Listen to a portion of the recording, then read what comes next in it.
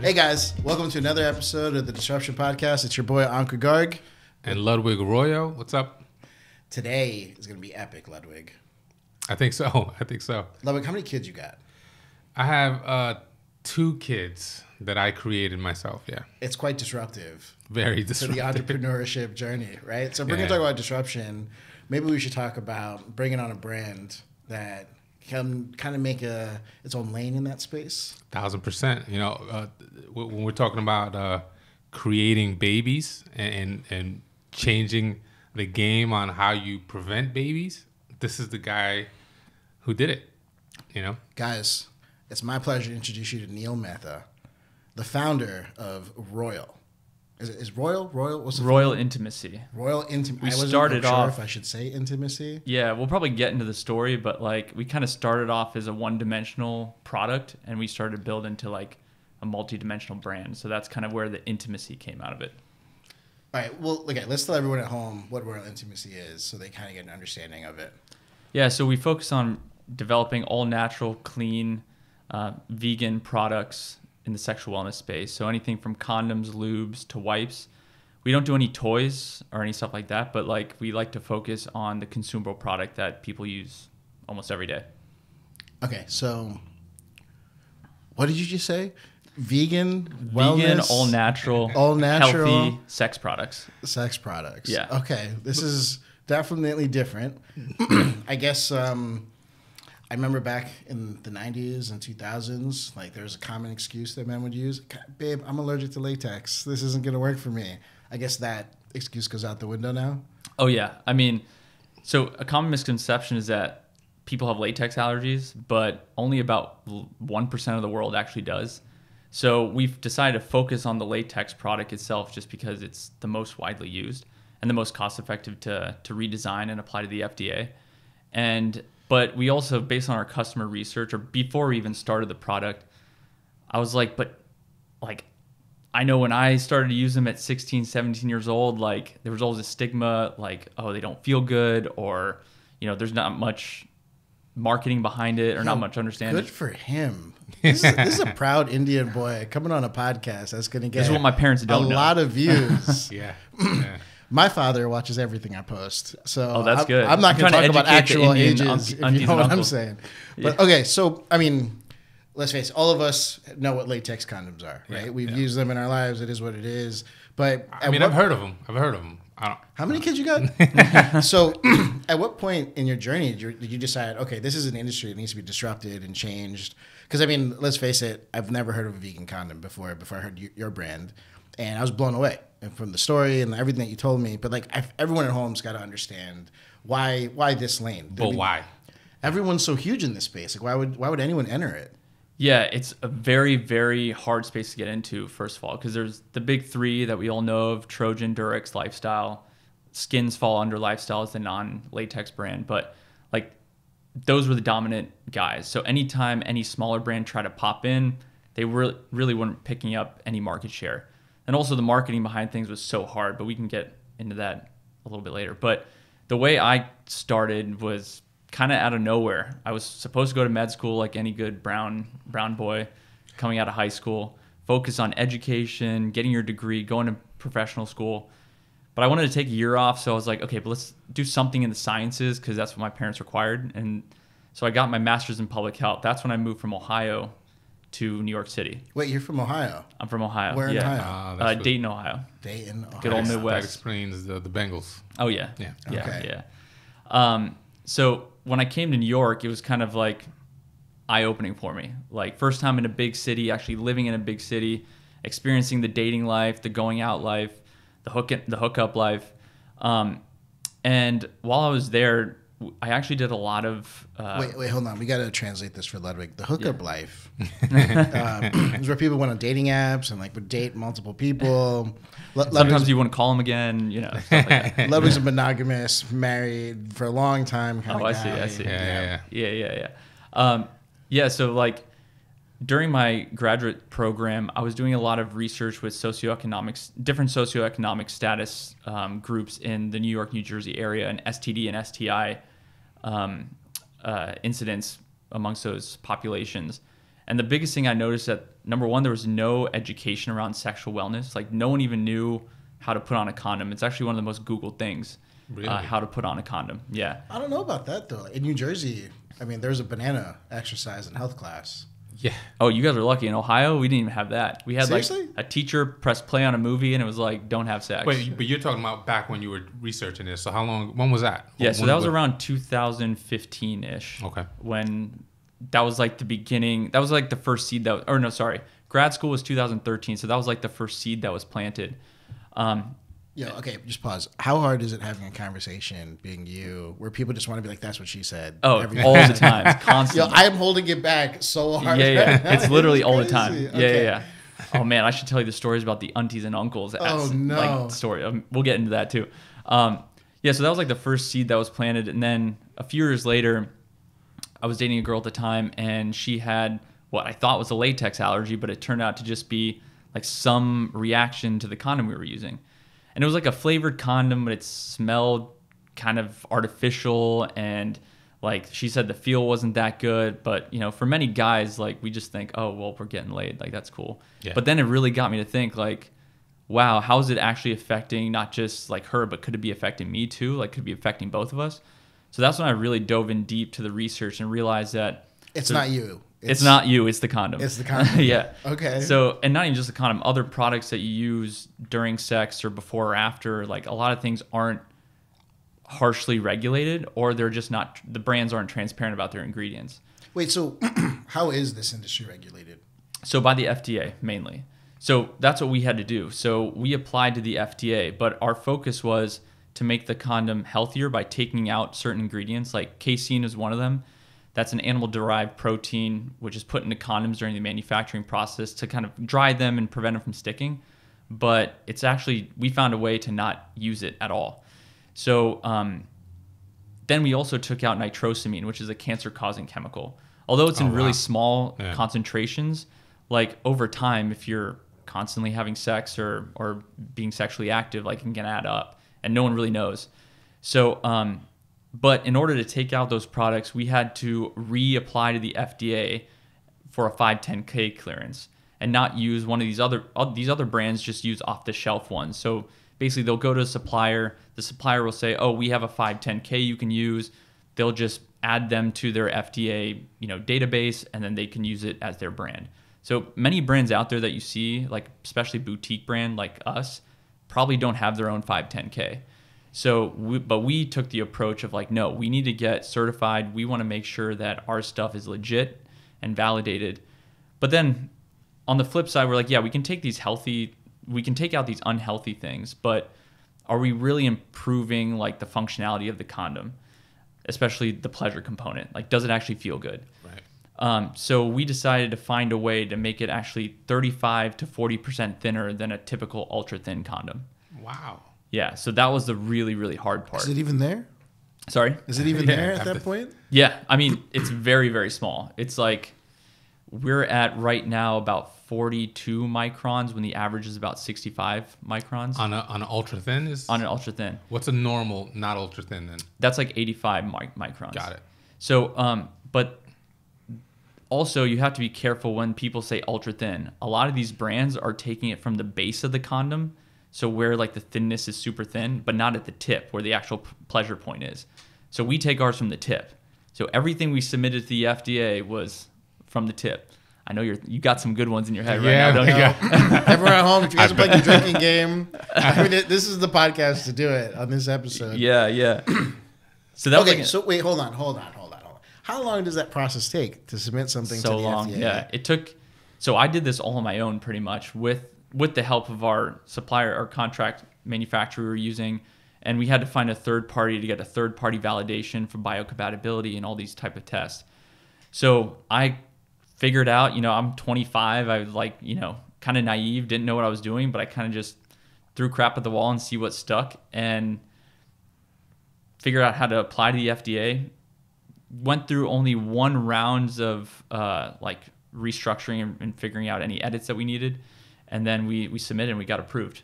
I was literally in the gym in the middle of my bench press, and I got like a notification on my phone. I was like waiting for this notification. I just dropped the weights and I picked up my phone and we got approved. And I was like jumping in the gym. Everyone was like, what the hell is this guy doing? That was a huge moment. Yeah, it was a big win, especially since it's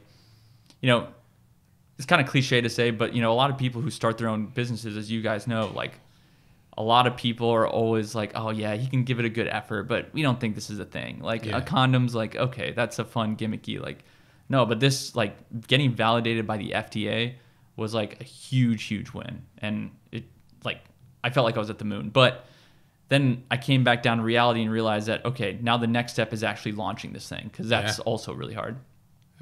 And how this whole time you're doing this, what did you tell your parents you were doing?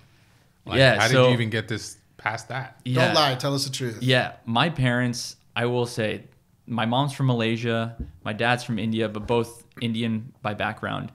But they've always been like super, super cool about anything I would want to try or want to do. Granted, there's always that pushback initially, like, okay, let him do this thing, but, we're going to put him on the path to med school, right? He's going to continue that path. My sisters were the same way. My older sister, she ended up going to medical school, but along the way, she wanted to dabble into dance and do all these different things. But she knew like her path was medicine. For me, I thought my path was medicine, but just dabbled and kept thinking like, okay, there's got to be something else. I'm sure there's something else that can pique my interest. And then when I actually showed them how hard I was working to apply to the FDA, do all this thing on my own, like working late nights, and I was living in my old bedroom at the time. So they actually saw this in real time where they're like, wait, maybe this is actual thing. It's not just a gimmicky business he's trying to try. It's like actually a thing he can turn into like financially stable business. And when did the whole vegan part come into this? Like, was that from the onset, from the very beginning, that you were like, I need to disrupt by using a vegan? So it didn't initially start off that way. It started off as like we just wanted to make a healthier product and a thinner product. And that was kind of like our ethos of the product itself. And like I said at the beginning, we started off as just Royal Condoms because it was just the condom product. So we launched a few different variations. One was like a strawberry chocolate flavored because we also wanted to give something different because the US is unique. We think we have all the different products or we have all the different gimmicks of products or the variants of products, but flavored condoms was not a big thing here in the US. Whereas if you go anywhere outside the US, particularly Asia, flavored condoms are like all the rave because marketing and the governments are starting to put out different marketing stuff about how oral sex you need to use protection as well. So the US oral sex protection is not really talked about. So we wanted to integrate that as well. So that kind of started it off. And then we started to realize that there was a whole community of like healthy lifestyle, vegan, or even vegetarian people that were always looking at ingredients of products, but just sex products wasn't that thing. And then also, this is also the time when clean beauty was becoming hot, cruelty-free, all natural stuff. Yep. And so I had a few friends who started some beauty businesses and really focused on that as their like central messaging. So I was like, why can't we do that with condoms, lubes, and everything else?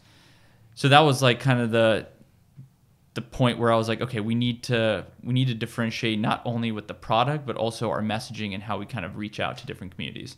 And that's why I like to pride ourselves on, we're not just for men or for women, we're kind of for everyone.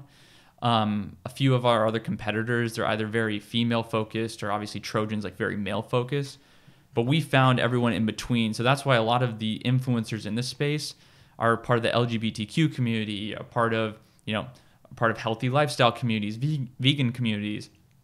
So we were like, let's tap into that and really be that brand for everyone. So that's kind of like where we've grown from just a condom business to actually like a lifestyle brand in this space. Dude, talk about creating your own lane in a space that insane. No one even thought about. Dude. No, and that's one of the things that's really like admirable, right? Because Trojan is huge. Yeah, they're everywhere. Actually, my one happy moment when we started. So we first launched on our Shopify site, and then we launched on Amazon. A few months go by, we're starting to get some sales, we're starting to get some traction, and then we see this big pop-off happen. I'm like, all right, this is awesome. But I was still always in the mode of like, I love to check out who our customers are, or where they come from, so I can understand our demographics. Not even like having a dashboard that says, oh, here's a heat map of where everyone comes from. I wanted to actually see like, oh, like which city, which state, and all this stuff. So I was just going through our orders. I just kind of mindlessly do that sometimes. And I came across this one person. It said, I think it was like Piscataway, New Jersey. And for some reason, it caught my eye. And I clicked it, and it was this lady, and it said it was a business buyer. And it said her company was Church and Dwight, which is the holding company for Trojan.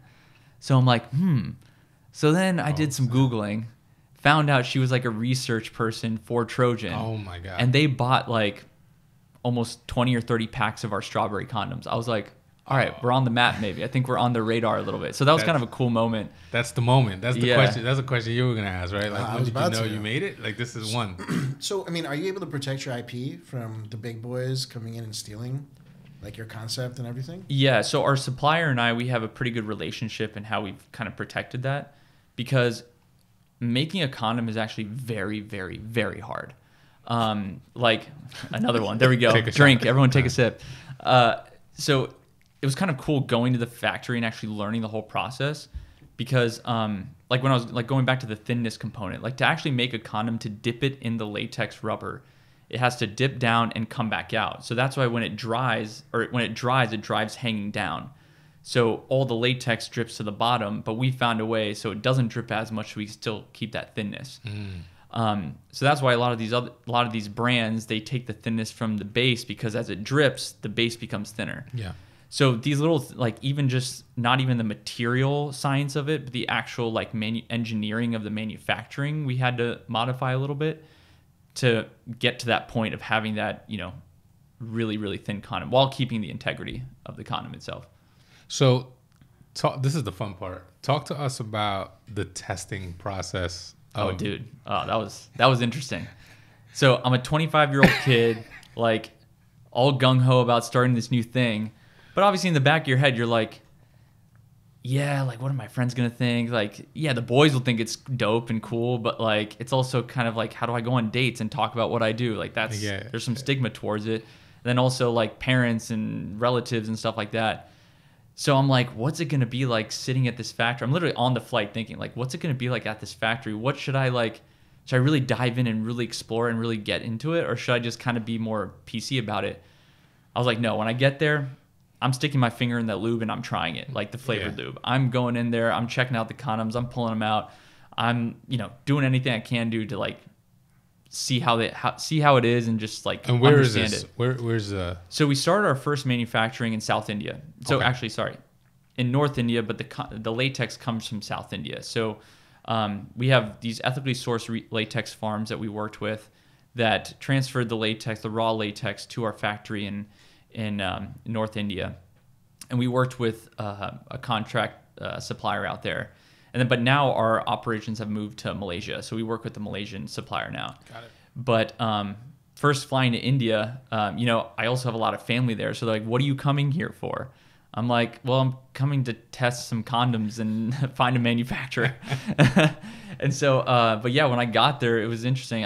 They gave me like vats of lube. To paint you a picture, there were like 3 or 4 vats of lubes of all different flavors. I mean, you think about it, banana, chocolate, strawberry, coffee. Then they had the Indian flavors like pan flavored, lychee, like all these like masala flavored, like all different types. Obviously, I figured some would work in the American market versus others. But yeah, then also had like hundreds of condoms sitting in front of me. I mean, all different types of textures, shapes, sizes. I mean, you name it. So it was an interesting process to see how it's run, but also from like a perspective of like, wow, I'm in a country where a lot of talk about sex and intimacy in my culture is very suppressed and not talked about. Very taboo. But all these workers are like, no, this is our business. Like, here are all the condoms. Like, everyone's pretty serious about it. Everyone takes it seriously. So I'm like, okay, if I really want to make this into business, I have to take it seriously and not just make it some gimmicky, like, oh, I'm the rubber king or whatever. Like, no, we can have fun with that, but like, this needs to be a profitable, viable business at the end of the day. So you figured out how to get the product into market. I mean, the journey really starts now when you're telling people about the product and trying to sell it. And I mean, understanding how to price this. I mean, is this priced at a premium? Is this priced at a discount? I mean, talk to us about that thought process and the strategy and everything. Yeah, that was a very tricky part because my background is in healthcare consulting, medical devices, and biotech. So I had no understanding about marketing, branding, website development. Like I was starting from zero. So I had to lean on some friends and family to help out. So I have one partner, one investor who's also a partner. He was more of the finance guy behind things. So when we were thinking about pricing and where do we want to position ourselves in the market, we always knew, especially with our manufacturing process, we need to be premium. Because if we're presenting ourselves as, premium quality, premium, ingredients, like better feel, all this stuff, we have to be at the high end of things. And also as a small business, like we need to kind of, our margins are already pretty tight because we're still to this day, we're entirely bootstrapped. We have not raised any money. So just family and friends, very small amount. So we knew we had to be like at that top tier price point to kind of fit our margins, but also we wanted to establish ourselves in the market. Like Trojan already has the low end of the market just because they can mass produce and everyone knows them. A lot of the other boutique brands we are competitors with, we tried to stay in the same line of pricing as them, maybe like a couple % more here or there. But we wanted to be that premium product that everyone can feel comfortable using and feel like strong using. That's also kind of why we named the name Royal, is because we wanted that regal sort of feel and that regal thought in your mind. And plus, like, Royal's own Trojan. So, I mean, just by history in itself, Fair enough. So, Fair enough. thought there was a little bit of a, subtleness there. Yeah. So, All right. So when is Trojan buying you guys? shit, give me a call, Trojan. Easy plug. So I guess the real question is, did you have fun with the marketing? Yeah, so that was actually kind of fun, especially at the beginning, because it was a little more of the Wild West of Meta and, Facebook at the time and Instagram and all these different platforms. So, but I would have to say the coolest kind of marketing thing didn't really pan out the way we really wanted to, but the coolest one we did was with one of the premier porn stars, Kendra Lust. I don't know if you guys are familiar with her, but great work, by the way. Not familiar. I have no idea. She has some great No work. idea. But we wanted to take a different approach to our marketing initially, especially with influencer stuff, because like we saw Gymshark doing all this stuff and a lot of other brands followed, but intimacy products or sex products are so tricky for people to talk about. Yeah. Obviously, as you can expect. Especially with influencers, because it's going to be blasted everywhere and it's going to stay on the internet. So they're always hesitant on what products they want to talk about. So we're like, there was also this time where like the adult stars were starting to gain some platform and start to make YouTube channels, start to make OnlyFans, obviously, and all these things. So their mainstreamness started to get a little bit more and more. But a lot of brands didn't want to do anything with them because of that taboo stuff. Yeah. So we started to reach out to a few and we're like, well, what if you wanted to do a campaign with us? It's very simple. We're just promoting condoms, lubes, and things like that. And they were like, yeah, for sure. So when we would ask them their rates, and it was like so much discounted to what we were getting quoted by like other influencers, even in the sexual wellness space. So we're like, okay, maybe there's an opportunity here. So we worked with a few, and Kendra Lust was one of probably our most premier, like most well-known influencer. So we did a few campaigns with her, which the first two went really great. Like we got a lot of brand awareness out there. She was willing to do whatever. She took cool pictures. She made some cool videos and stuff like that. But the difference is that when you have people following these influencers, you got to really know why they're following them. And when they're following these hot, sexy porn stars, they're following them because they're hot and sexy. Yeah. And so at the same time, we're like, well, if we're branding with these adult actors, let's go also and advertise on Pornhub. So this is the time where Traffic Junkie, it's like their Google Ads arm of Pornhub, they were starting to gain some presence into advertising on those adult platforms. So, and the cost per click was so cheap. It was like 1 cent, 3 cents, like 4 cents. It was dirt cheap. So we're like, well, let's test some stuff out. Again, we also have to think who are watching those videos, who's watching that stuff. Yeah. And so we try to cater our messaging, like our lube messaging would be more like, hey, use this in your fleshlight, right? Something along those lines to connect it to products instead of like for your sexual journey, because most people are watching porn because they may not be getting some. Right. Again, I'm just generally assuming. But so that was kind of cool just to learn customer demographics a little bit better, because they had huge followings. But of those followings, who are the valuable customers to us, or prospect customers? So that was like the start of our journey. And I got to say, the people in the adult industry are so cool. Like, especially the girl actresses, like they're amazing to work with. They're so down. They're willing to try new things, and they're willing to adapt with what a brand wants. But they're not willing to just like, get rolled over on. But there's another one for you. But I've lost track of this point. they love really working with brands because they want to make it work, because then they can get paid more in the future, because they already don't get paid much for a brand deal. So they want to do good work to sell a product to then hopefully get a more expensive brand deal. So I had like an enjoyable time working with a lot of them. It just, unfortunately, it's just the demographics just don't pan out sometimes. But that was like one part that we looked at, was the adult industry. But then we also were like, okay, we got to do some traditional marketing in terms of like the Facebooks and Googles and stuff. But so Facebook, we would put out some fun ads, and this is also the time where like static images were still doing pretty well compared to video. So we're putting out these like very like subtle static images with some innuendo, but not like it's overtly like in your face. But then we were doing that for maybe 6 months, and then Facebook starts cracking down. So we had this one instance where we had a fully clothed guy and girl. The girl's handing a guy a condom. No copy on the image at all. We just had a simple caption like, here's how to get your non-vegan boyfriend to say yes to sex, or something like that. Or your vegan boyfriend says yes, something along those lines. And we kept getting rejected for that ad. I'm like, what? It's just fully clothed people. And I kept sending screenshots of like other brands like Me Undies and these lingerie brands of like, hey, they're showing cleavage. They're showing like side boob and ass and stuff. Like, why are we getting restricted and not anyone else? Yeah. And the response we got back was that it showed a bed frame in the background, and they said that's sexual innuendo. Oh my God. And that's suggestive for sexual intercourse. And I'm like, what's the condom? If the condom's not suggestive, yeah, if the condom's not enough, then I don't think a bed frame is going to do it. Like, right. Yeah, so that was like the constant battle. And then, so now we're trying to take a different approach of like, a lot of these like Facebook and like Amazon too, like a lot of them are now allowing you to submit your FDA information and all your certifications, so you can actually, number one, make claims that you say you can make, and then also kind of get by with some of these like maybe gray area sort of ads. And that's what like Hims and Roman and a lot of these guys are doing. Like they're really pushing the envelope. They're all over the place now. Yeah.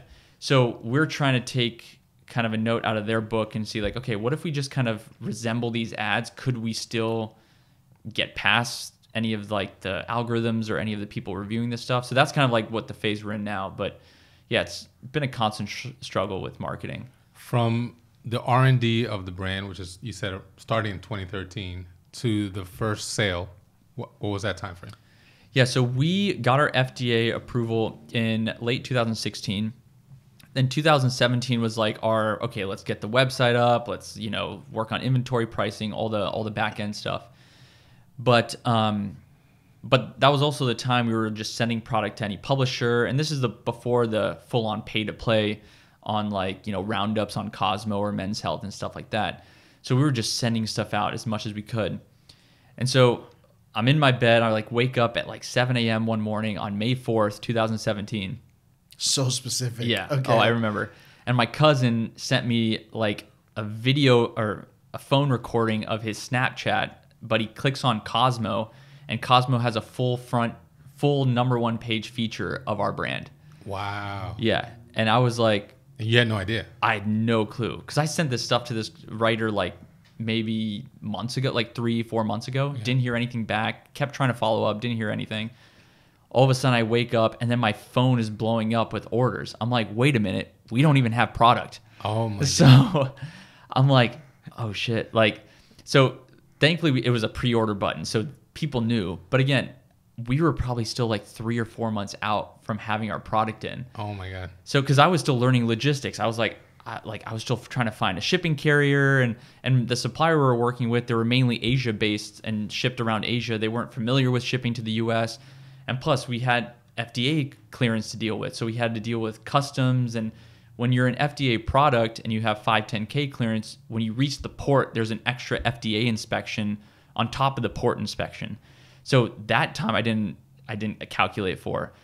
So I'm like, damn, man, like I don't even have this product in. At the same time, my buddy and I were supposed to take, he just finished med school, and we were supposed to take his like end of year kind of hurrah trip to Japan, Thailand, and Malaysia. So we were going to have this fun trip, but I was like, I don't even have product. People are emailing like, when's the product coming in? When's the product coming in? But I kind of took a step back. I'm like, I think this is a good problem to have. Like, it kind of proves that people want our stuff. Yep. And the Cosmo write-up was completely unbiased. Like, I didn't solicit like her to write any specific way. It was a completely honest feedback, and people still wanted our product. And I'm like, all right, maybe we got something here. So, so from the inception of the idea from 2013 to 15, that was like when we started to apply the FDA, and then 17, like late 2017 is when we actually started shipping out products.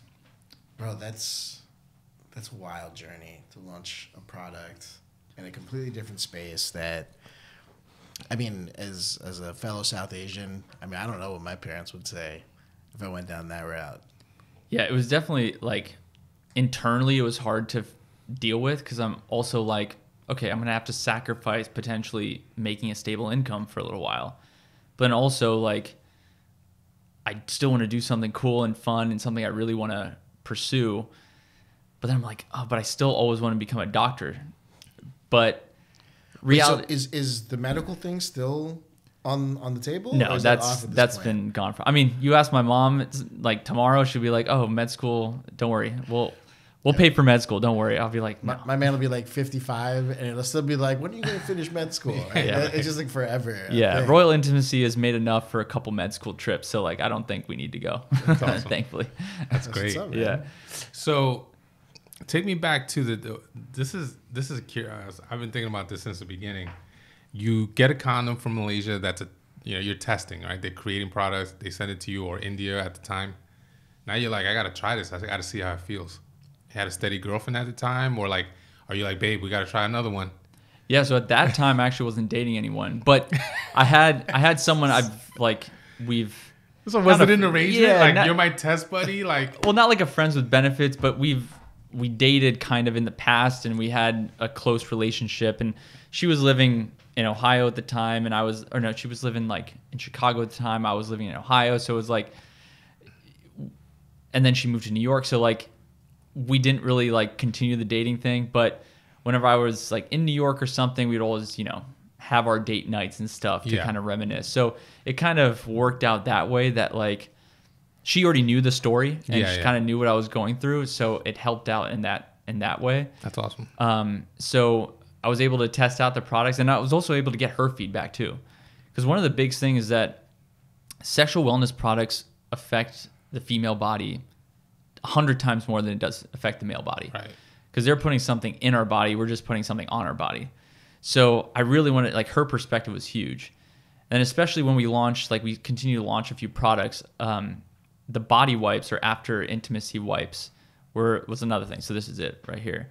But so we what we wanted to do is create something to use after sex that can wipe up the sex juices and all that stuff, but also keep the pH balanced, because women's vaginal areas are very sensitive to whether something's getting put in there, or creams are added, or shaving, or whatever the case is. Irritation is at an all-time high whenever you're messing around down there. So these products were like really important to get right. So I even had my sisters use them, like friends, family, like everyone across the board. And the good thing is that they're kind of all body safe. So we made them primarily for your nether regions, but it's also safe to use on your entire body. So it removes odor, it removes those odor-causing bacterias in your genital areas. So it's perfect after sex. I mean, my girlfriend and I, I'm confident to say this, that we use it almost every time we have sex, because it also refreshes. For the guy, it's super refreshing. Like when I started using them or testing them out, I'm like, wow, I can't wait till guys actually experience this. Like instead of rubbing down with like a towel or like an old t-shirt or something, like you actually have something that feels kind of refreshing and you don't feel kind of gross afterwards. Do you have these in like the pull out? Yeah, so we have them in pouches, and then we also have them individual. Nice. Surprisingly, our individuals have been like really popular, especially amongst women because they can carry it in their purse, or even guys can carry it in their wallet with like a condom or something. Yeah. So yeah, we've tried to make products that are pretty versatile for everyone. There you go, buddy.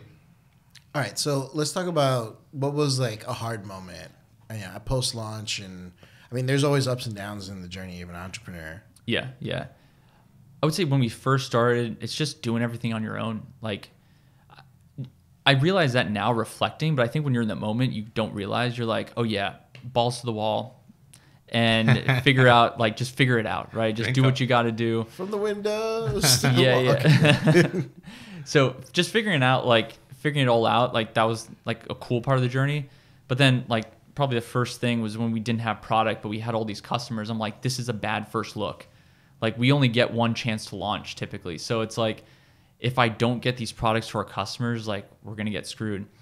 And then I guess like during, right after that, we kind of, everyone was still kind of cool about it. So we shipped out products, everything was good. But the next probably struggle point was definitely the marketing part of things. That's always been a huge struggle, getting things approved, constantly getting, put into a box of like, oh, almost everything we're going to post is going to be scrutinized and probably going to get rejected or disapproved. So we're like, let's just try to control what we can't control. So what we've now started to do is become more of an educational platform too. So using our blogs, using our like short form content to push out like how to put on a condom. It's one of our highest viewed videos on TikTok, just because that's very Googled question. So we're trying to make questions around what people are actually asking. And we're noticing that whether they're giving likes or not, they're saving the post, they're sharing the post, they're like, there's still some engagement. So we realize that's still valuable information. So we were able to figure that out. And then another hard part was like nearing the end of the pandemic when we got into our first big retail location. So we got into 250 stores. Oh, wow. And yeah, that was a blessing and a curse at the same time. Because you have to, and I was still like we were still a 3-person team, so we were very, very small. And they sucked up all of our inventory, and then bam, the supply chain problems happened. 21? Everything got backed up. To even get the raw latex for the condom, not even just to manufacture it, was like a 3-month deal and all this stuff. So I would say those were like the 3 main parts that really got me to reflect about the business and like, are we going on the right path? Should we be doubling down what we're doing? Should we shift our strategy? And then also, I think throughout this journey, I've realized that we couldn't be one-dimensional the entire time. So focusing on condoms was great, but I think we needed to build out our product line because our customer wanted it. So we really learned to listen to our customer more, not just assume we knew what everyone wanted or what the industry wanted. So condoms, lube, these wipes. What else? Is there anything else on there? Yeah, what else is in the pipeline? Yeah. So what we launched about a year and a half ago, we launched a more down there self-care line. So it was our body wash and our lotion. So we realized that before sex and after sex, there's really not much thinking that people do. They just think, okay, after you have sex, you wipe up and you're done. You go on about your day or whatever. You jump in the shower. It is what it is. But what people don't actually realize is that, sometimes before sex, what are you doing? You're probably grooming. You may be shaving, manscaping. You might be prepping. Whether that's for that night or for the next night, like you're always doing something beforehand. And then after sex, there's the shower after, or like, is there residual like juices on you? Like, what does that affect your body? and things like that. So we're like, let's make 2 products that can kind of address the before and after a little bit. So we came out with a grooming lotion. So this grooming lotion is meant to like condition the hair follicles down there while also not messing around with your pH, especially for women. So whether you're after waxing, manscaping, grooming, we created a lotion that's for down there. But obviously if it's for down any sensitive area, you can use it on the rest of your body as well. And then we developed, I don't know any other brand that does it or has made this, but we created a 2-in-1 feminine wash and body wash. Nice. So it can actually be used for guys also after sex. I use it all the time. Girls can use it especially when cleaning the vaginal area after sex to maintain pH balance. And it can be used as just an everyday daily body wash. So I've sent some to my parents at their house. They have them in all the bathrooms and all that stuff too. So my grandma was just in India 2 months ago, and my dad happened to take 2 bottles of lotion like the last time he was there, and she used them all up. And she's like, Neil, when you come, can you send me some lotion? I was like, yeah. So I took some bottles for her. So that was kind of a cool moment. So that's what we've done so far. And we have a couple ideas in the pipeline, but not ready to go too deep in those yet. I hope the video editing team zooms in on my face and sees, they're like, oh no, please tell me he's not going there face like this. Oh man. Hey, my Dadi G, she's cool. She knows what's up. She supports the business. I mean, I'm a little speechless. That doesn't normally happen. No, not at all. I mean, grandma. Hey, parents have to get made some way, right? But that's the thing. The older the people I talk to about this business, like the more interested and the more like unique questions they ask. The funniest time is like when we first launched, I went to some parties with my parents, and a bunch of the aunties and uncles, you know how they are, at the bar are the uncles and at the tables are like the aunties. So I was saying all my highs and hellos, and I went up to the aunties. They were asking me like, oh, how's the business? And I was like, oh, it's really good. Pure business talk. Then you go to the uncles. They're like, how's the business? But hey, let me tell you about my stripper stories back in college. I'm like, wait, what? Let me tell you about going to the strip club with my boys back in college. I'm like, yo, I didn't know it was going to get like this, but hey, it was kind of funny. Now I have some juice on them too. Yeah. You got the passport to be part of the boys club. Yeah, no matter exactly. what, right? When they know what industry you're in. Yeah. Fortunately, the marketing guys, we don't get the passport to the boys club. Nah, we don't. We have to earn it. We have to earn our stripes a different way. Yeah, it's fun when you get into like those conversations. 'Cause before I was like kind of timid about it. I was like, I don't want to tell much people about what's going on. I was also shy a little bit because you're talking about a pretty intense topic. But at one point I'm just like, screw it, like F it. Let's just go and have fun with it. This is what I do. If it's going to be on LinkedIn, it's going to be all over the internet. Why not talk to people about it, especially my parents' friends? So how big is your company now? So we just have 4 of us, and then I have three partners. My dad and 2 uncles, which is kind of cool. We kind of keep it like so we still consider it like a family business. But we're a pretty small team. We have editor, a couple influencers we work with. I have a manager that kind of manages a lot of the daily stuff, and then we use a couple freelancers for all of our, some of our email stuff and our design stuff. But a lot of the stuff we keep in house, and that's also another thing I wanted to do is really become well versed in the business myself and then delegate. And so I've been able to bring people on that were like ready to learn and do something in this completely different category. So we've all kind of learned together. So we've created a pretty well-oiled machine. Spermicide? No. So no spermicide. Spermicide is actually not good for you, especially for women. The chemical, which too much concentration of it can actually potentially be cancer causing as well. So we don't use any spermicide in any of our products. And it's not really that popularized yet either, so it's kind of good. But we decided to stay true to the actual condom itself. And that's why we didn't go into many of the gimmicky stuff like ribbed and dotted, because we surveyed a lot of customers before we even chose which variants we wanted to do. And a lot of the women specifically were like, rib doesn't do anything, dotted doesn't do anything. Whereas the guys were like, oh yeah, dude, like ribbed. I'm like, guys know nothing. Yeah. I'm like, ask your girl, dude, or ask the person you're with, like, how is it or whatever. Yeah. But But again, it's also an awkward question to ask. Like, oh, was that good for you with the ribbed? You know, that's kind of awkward. Did you feel the ribs? Yeah. Did you feel me in you? Then that gets in a whole different story. Yeah. So let me ask this, right? So in terms of claims, with whatever you went through to get this product to be what it is, do you still have the same claims as the regular condoms? Yeah, so we can claim 100% vegan on our packaging and in our messaging. We can claim that we can use the words ultra thin, and then we actually coined the word super ultra thin. That's how we applied to the FDA with. So that means our products are 35% thinner. But we're not technically allowed to use the actual percent because of how much variability they can be in a condom. So that's the one thing that the FDA were pretty strong about. We're trying to work with them to get that lifted a little bit because we can't, because majority of ours are, because we have to test all of our batches anyway. But the claim of being vegan, all natural, and high quality, we can make those claims. What about the general claims? Like condoms make 99.9. Yeah, so those can be because the FDA, when you apply the FDA and you get approved, then they basically give you like a thumbs up to make those claims. So the claims we have in our box is the same that you'll probably see on a Trojan box. It's pretty, straightforward language and cookie cutter language. Use this, you won't get STIs. Use this. Yeah.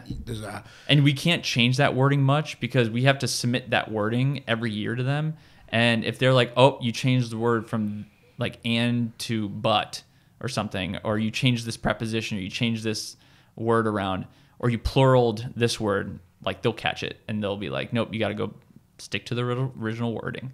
So yeah, we're pretty compliant. So anything that you see on our packaging has been scrutinized to the max by the FDA. So everything is good. All right, I got so many questions. All right, so let's talk through sales strategy and count strategy. So now you're a premium product in a space where dudes are used to paying, a certain price for the single item, right? I remember in high school there was a guy whose girlfriend's dad bought him a 100-pack, and he was talking about how economical it was per use. Costco. It just constantly running through my mind throughout this conversation. Have you noticed the reorder timeline has changed? Or do you package it in 4 packs instead of 12 packs based on the price point or whatever to compete with everyone else? How does that psychology work? Yeah, so we knew we want to be premium, but we realized that this is also a product that's very trust driven, and to get people to buy a premium product with that trust is going to take a lot longer than if we found maybe a little more reasonable premium price, but then building that trust on top of it. So instead of for example, our 10-pack is online for $12.99. You look at a Trojan 10-pack online, it's probably $9.89 or something. So we're still a couple bucks more expensive, but it's not out of the realm for someone to pay that much because, again, I'm just speaking in generalities, but a lot of people are not going to use all the 10-pack in 10 days. So the price point of $12.99 is actually pretty, from our customer survey, seems pretty reasonable. Like a 10-year supply? Yeah. Maybe for some. That's unfortunate for you. So now, last question I have. The reorder rate on all this kind of stuff, has it been any different now that it's a different type of product? Yeah, so the reorder rate is actually pretty good for us. So we've started our subscription on our site, and we have subscription on Amazon, and we actually have about a 40% subscription retention. So we have good for that 40%. Yeah. Because remember, it's trust driven. So if you like this product and it's not going to give you a baby and it's not going to get you STD, you're going to trust it and you're going to ride or die. And it's not going to break, right? It's not going to break. That's the other big thing when we're talking about ultra thin condoms. It's yeah. I mean, I will say breaking can happen. I mean, that's just the nature of it, especially if you're vigorous lovemaking or you're just just regular lovemaking. But or like an errant hair or whatever, right? Yeah, of course. Yeah, anything can happen. So we can never say obviously 100% effective, but we have passed all the FDA, pressure tests and all that stuff. So a lot of our customers tell us that, they used to use Trojan or they used to use Durex, now they use ours primarily because of the healthy features of it. But then when they realize that the functionality is still there and is actually potentially better, they're like, peace of mind starts to settle in. So then they're like, all right, I'm bought in. Let's keep buying Royal. Let's keep going for Royal. So that's the thing. Once we get them into our ecosystem, we can really nurture them and have them understand the product on a different level than like you go buy a Trojan. Like Trojan doesn't even sell on their website.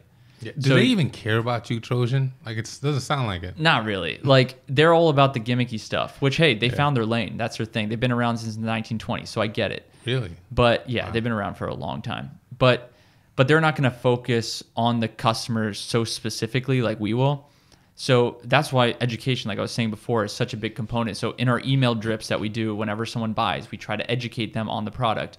And then, obviously we all do upselling, but with our upsell, we try to give an understanding on, okay, our water-based lubricant, why did we create it? Because it can work with a condom. You can't use silicone-based lubricant on a condom. So we have to educate them about it. So when people get to that next stage of maybe that upsell, they're like, oh, wow, I didn't know you had to, like, only this could be used with this, or like the purpose behind it. So then they're like, okay, I only trust Royal now. Yeah. So we're trying to build that trust through the education and through just like understanding what the F you're using in your body.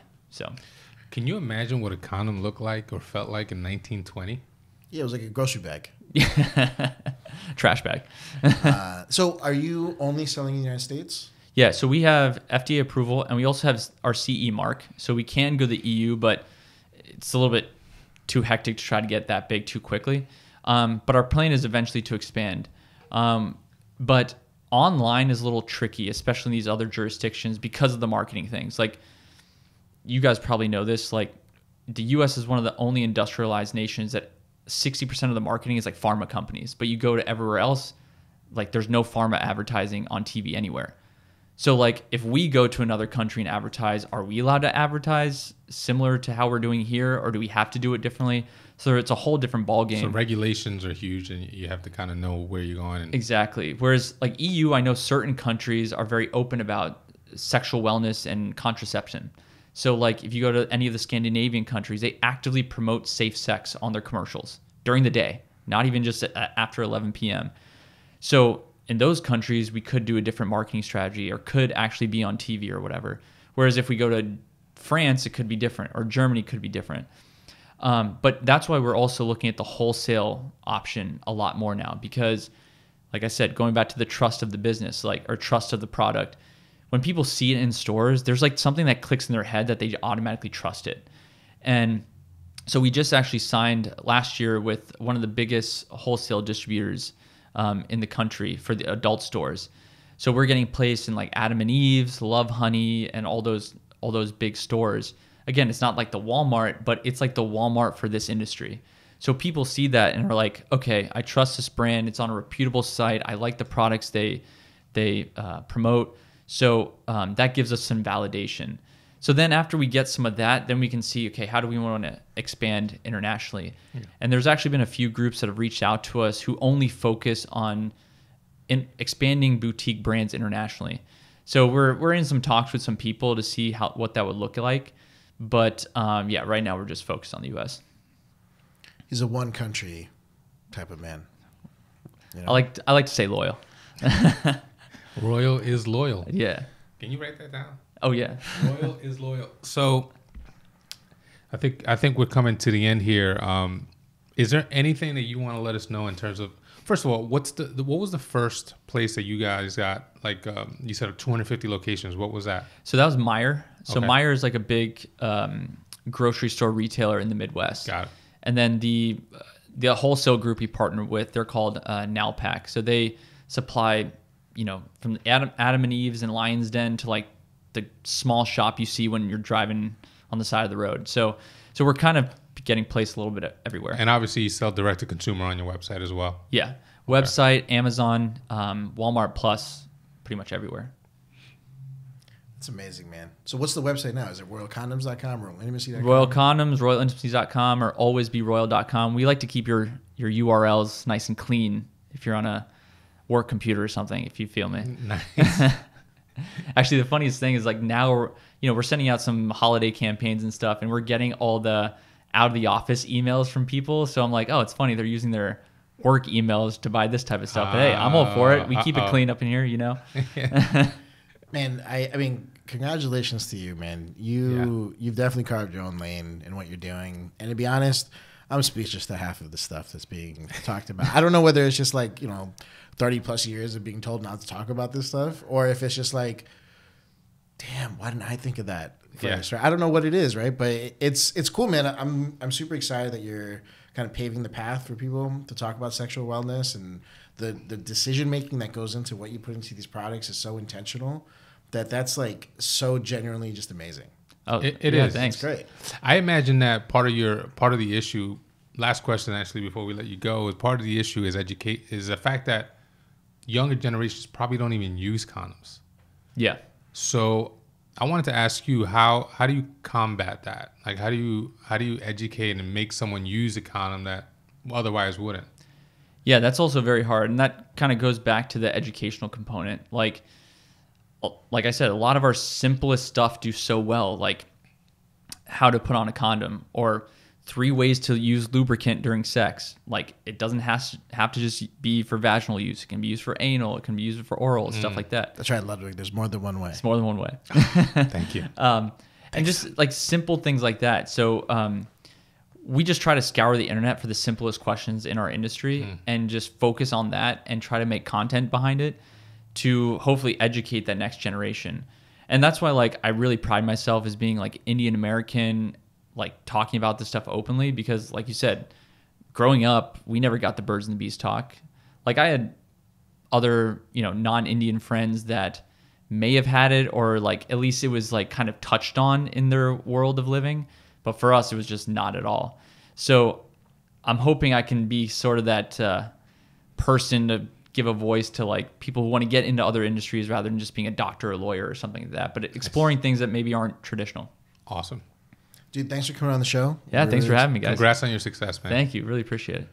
We'll get you all the great clips and everything, and we Yeah. can't wait to share. I'm so afraid of what the video team is going to do with this. But I'm also kind of excited to see what they do with it. No, But, let's have fun with it, man. Like, that's what I just like to do with it. Have fun with it. And like, man, I wish I could cuss. I could have like said some funny ass shit, like in a funny way too. Oh, and I cuss so much. It's so hard not to cuss. Yeah. But no, I appreciate you guys having me on. It's been a cool experience. I've never done like the in-person thing, so this is really cool. Yeah, welcome to 23. 24 is going to be a lot more in-person stuff. Yeah, for sure. But guys, thanks for tuning in, and we'll catch you guys in the next episode. See it.